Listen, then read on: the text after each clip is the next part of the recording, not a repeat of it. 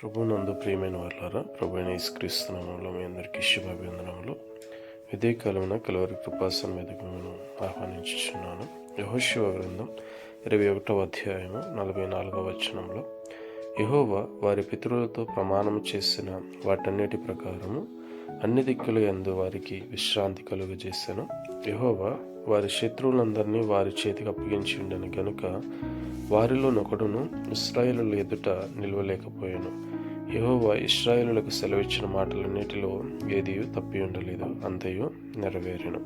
మన దేవుడైన యెహోవా మాట ఇచ్చి నెరవేర్చుటకు సమర్థుడు, నెరవేర్చే దేవుడు. కాబట్టి ఇశ్రాయేలులకు ఐగుప్తుల నుంచి విడుదల కలుగజేసి విశ్రాంతిని కలుగజేస్తానని చెప్పిన దేవుడు వాగ్దాన భూమిలో నడిపించిన తర్వాత వారి వారి పట్టణములను, పల్లెలను వారందరికీ కూడా పంచిపెట్టిన తర్వాత వారి జీవితంలో నెమ్మదిని, విశ్రాంతిని కలుగజేసినట్లుగా చూస్తున్నాం. ఆమె